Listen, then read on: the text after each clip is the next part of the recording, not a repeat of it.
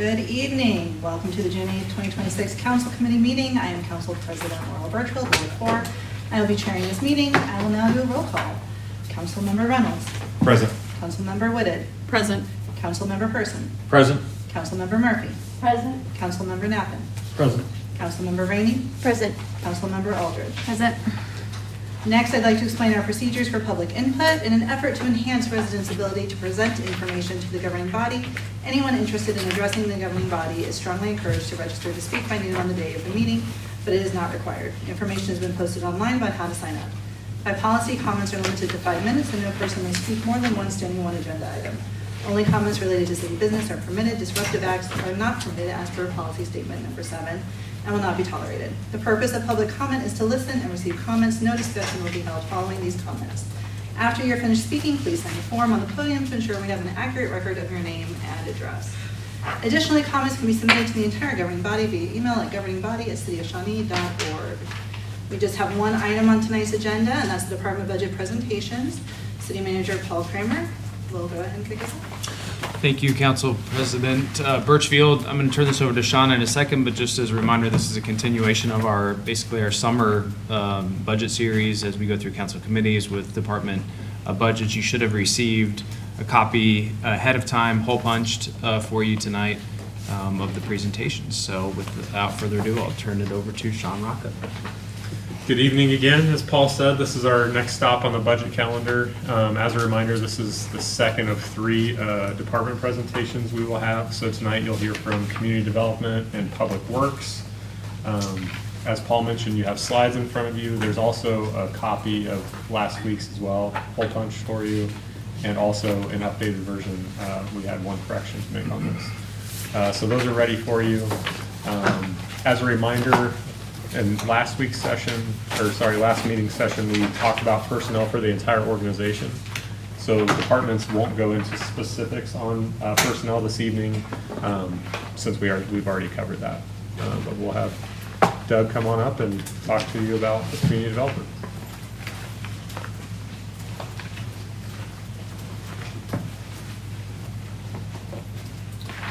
Good evening, everyone. I'm going to try to make this brief so that there's time for questions. I'm going to start off, if I can figure out how to work this, with the key trends and things that are going on with our budget. And I'm going to first talk about personnel, even though that was not, because we are in this budget asking for a full-time equivalent position. This is something, this land disturbance and erosion control specialist is something that has been an ask in a way since I became the director of the department.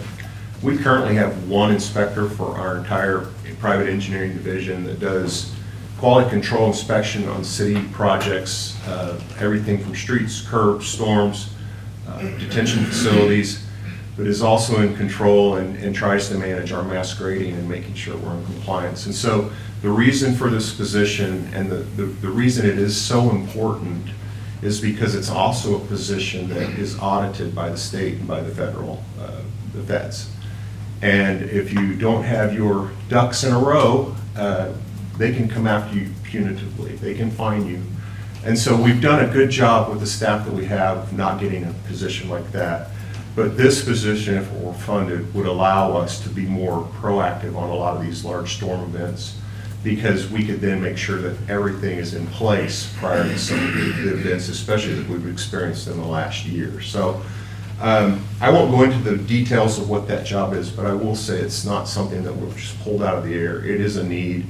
There are communities in this county that have been fined and have been audited because of lack of compliance with. There's a lot of paperwork that needs to be done about site visits and things like that to prove that you're actually doing the work that they expect you to do. And so this position would allow us, in my mind, to be in a better position from a strategic standpoint, but also just from a liability standpoint. Some of these fines, if you are fined, can be in the 6 figures. So I think that the position would help kind of alleviate some of the stress on John too, because we're 42 square miles and he's covering all of these large sites plus the infill sites. So that's all I'm going to say about that position, and pretty much all about personnel. Some of the other things that's happened since we last presented a budget, is that GIS has transitioned completely over to community development now. Doug and his team are integrated in and have actually started finding some efficiencies about being a part of our department and continue to do their work. But the seamless nature of how their work kind of interacts with our work in the development world is really a good fit. And so that has happened. As you've seen in past budgets, sometimes our pie chart looks really small because there have been a couple of really large, almost $1 million transfers that just really kind of funnel through our department. So this year, you don't see that in our budget. We're back to kind of our normal $25,000 transfer to KNRA to do maintenance of downtown projects and things like that.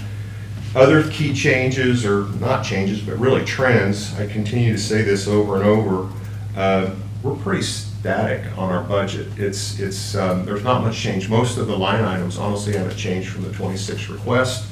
Our training, education, certifications for AICP, our code enforcement officers, our building certifications are all the same as last year. I will say one thing about that training that I don't want to underemphasize that it is important to fund is because you always hear that a lot of the departments are certified. There's really no such thing to have a certified community development department. There's no program for that. But what we try to do is have extremely credentialed and certified people in our department. We want AICP planners, we want case certified code enforcement officers, we want the highest educated and certified building inspectors. We actually have one master code official on our staff that does our plan review, which is pretty much unheard of in the metro area. So those are the kind of things that those educational funds go to. Some of the bigger dollar items that are different this year, we are requesting a $10,000 technology upgrade. Our code enforcement officers have been on iPads. Those are outdated. The rest of the department is on Surface tablets. So we're requesting $10,000 to go from the iPad transition to the Surface unit so that we're all in the same PC type environment. And then something that's honestly near and dear to my heart, we're requesting $15,000 to finish the digitization of all of our paper records. About 2018, we've done a digital plan review. We've tried to get rid of all of our permit files and everything in our paper form. And the heap that was giant and actually stored off-site is now just down to a few boxes. And so we're going to try to make that go away in this next year. I've met with all of you, so you kind of know what we do, so I'm not going to get into the weeds. But our department priority and goals, we're people and the services that we provide.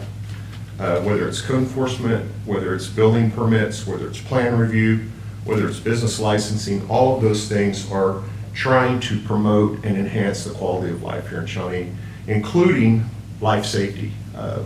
Police, fire do most of that, but we make sure that when they go into a building that it's safe for them to go in. So I won't read these, I know that you had it ahead of time, but these are the core kind of principles and values of what each of our divisions does, and the reason the people that are in our department are so important.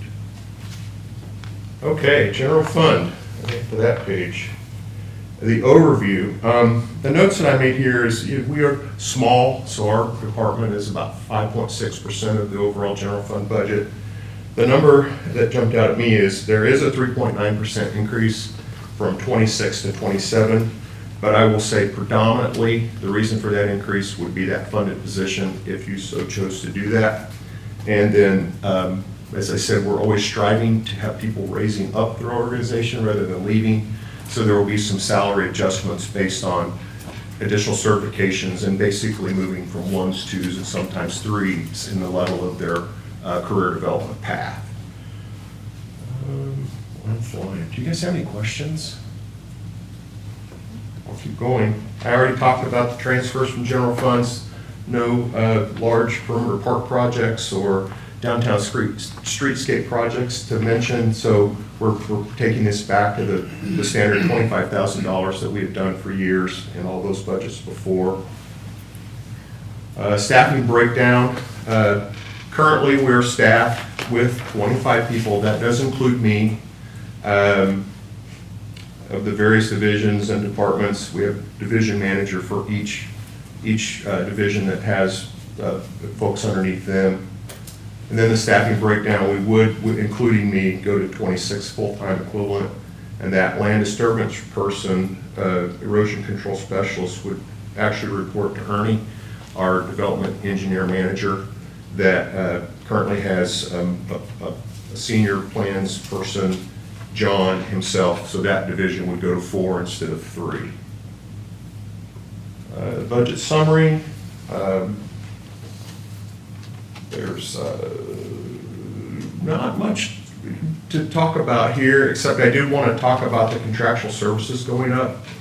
Lauren and her group have already kind of presented that information to you. That number going up is because we're taking some funding out of from CDBG and not funding those portions anymore. It's coming from the general fund, and there have been a couple of extra asks in terms of organizations this year. So that's why that number is a little larger.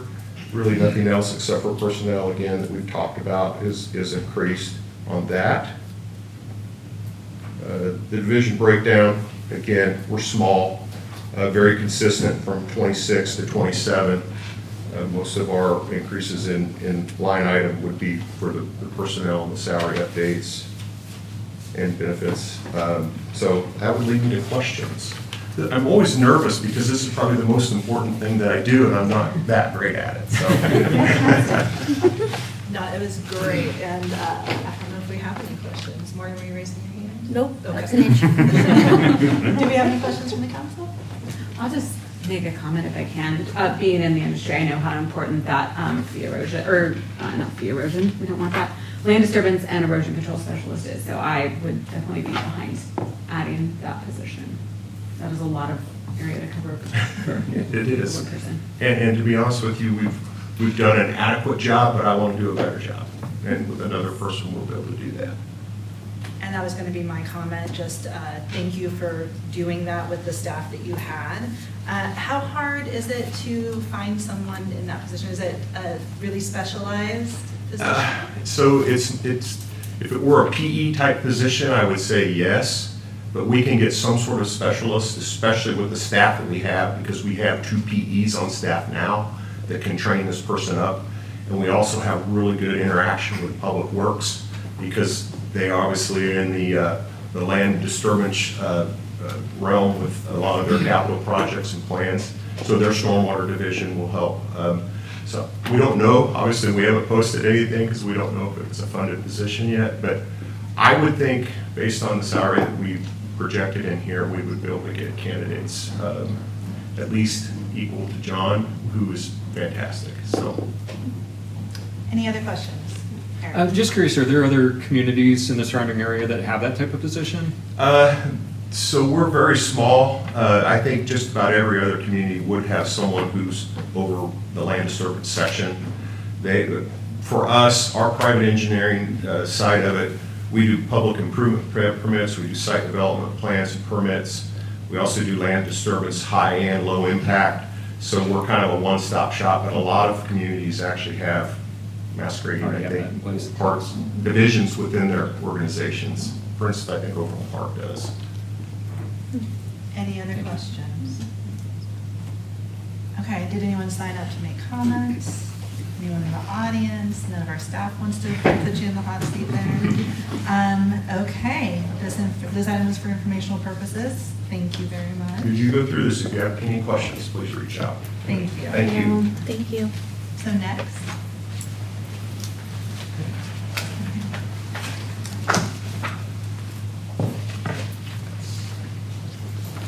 All right, good evening.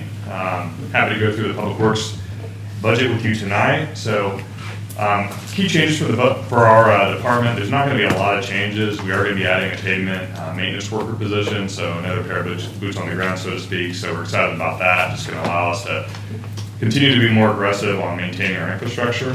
So that's kind of the big change for our department. In terms of our priorities and goals, so number one for us is definitely the continued evaluation of our stormwater system. Can we use different methods and products to lengthen the life of our system, to make it cheaper to replace our system over time?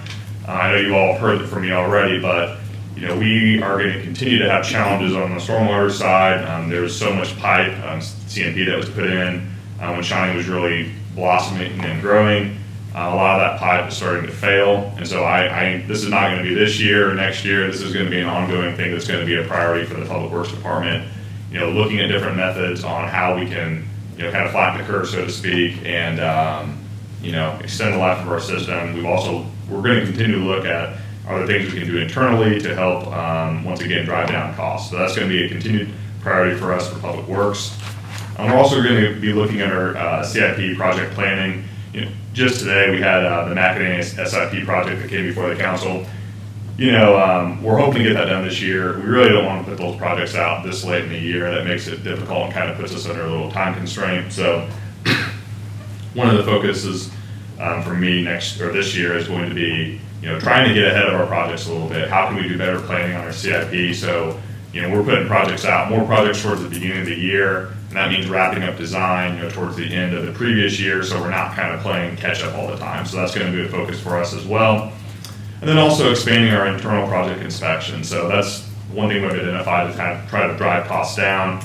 We spend a lot of time looking at our contracts, what we're paying contractors, and inspection was one thing that really stuck out to me when we started taking a more critical look at that. So we are in the process of bringing on another inspector, and that just basically means we're going to be doing more of that work in-house and not spending as much money with consultants that help us do that work. So that's going to be a focus for us as well. Looking at some of our major projects in 2027, we talked about Shawnee Mission Parkway Phase 3 already tonight. We will have 2 SIP projects that will be constructed in 2027, 51st Street and Canaan. And then we also have the 75th Street and Woodland Road Extension projects. So that's basically, if you're familiar with kind of Woodland Road, it comes down Shawnee Mission Parkway and then essentially basically ends at 71st Street. That will eventually extend and connect to the basically existing Woodland.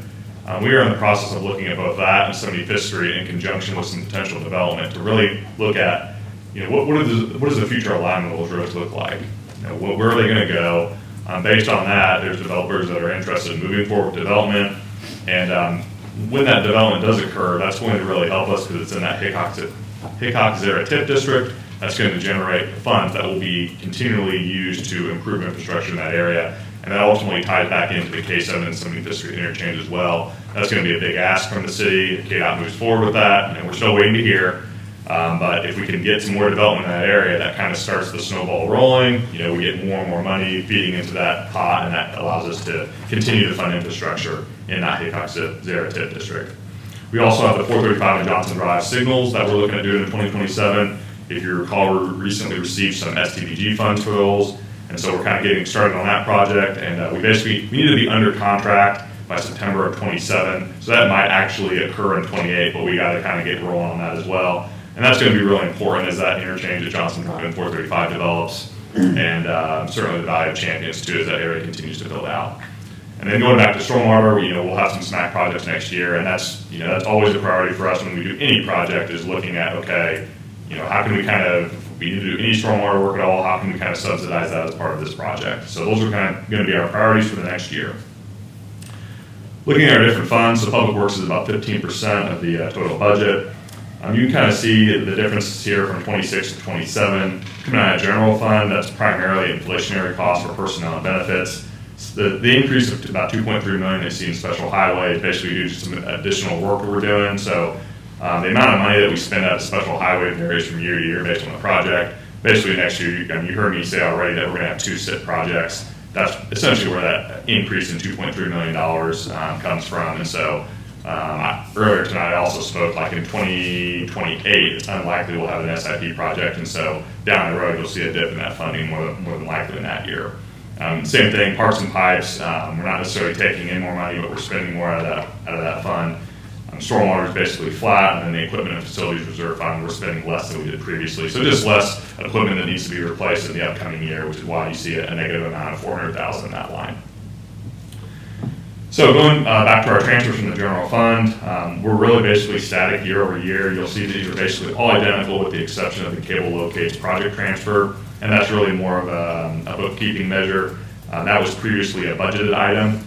that came out of general fund, and now we're just doing a direct transfer. So that 115,000 that you see there in cable locates, we've always been spending that amount. It's just how we allocate for that changed a little bit from year over year.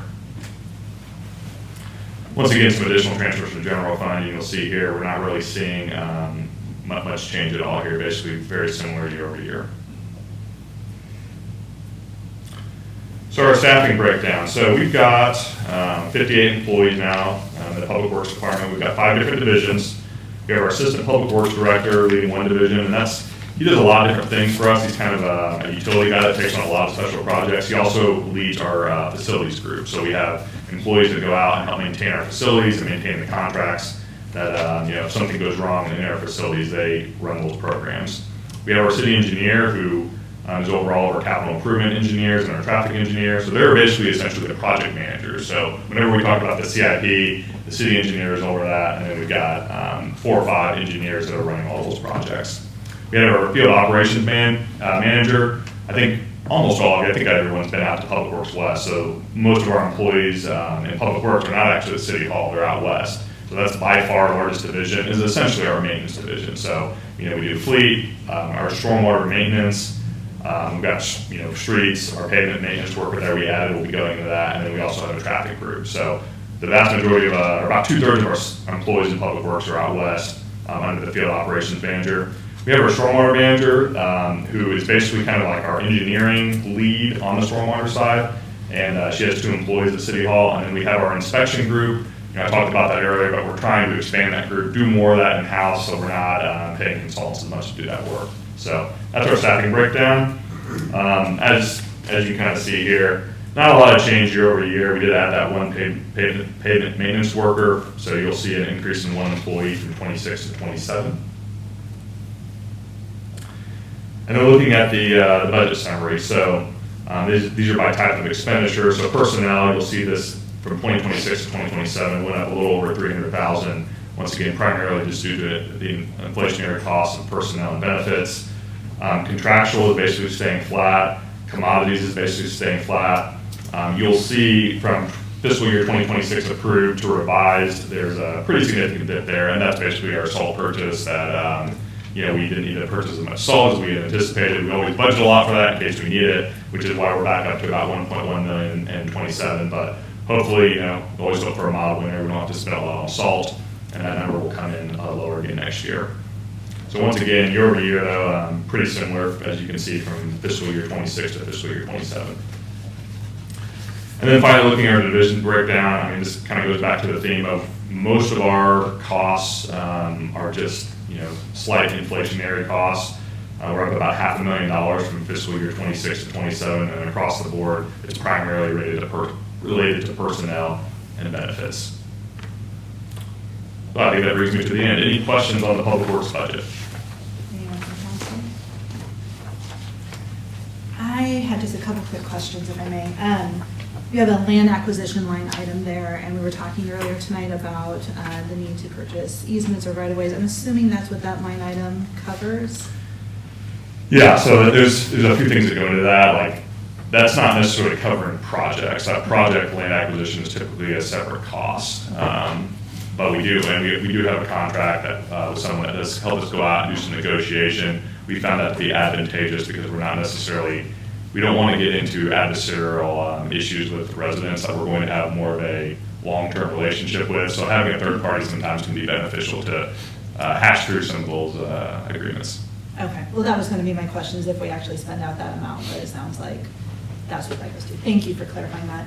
And then you also mentioned that we have less of a need for equipment this year.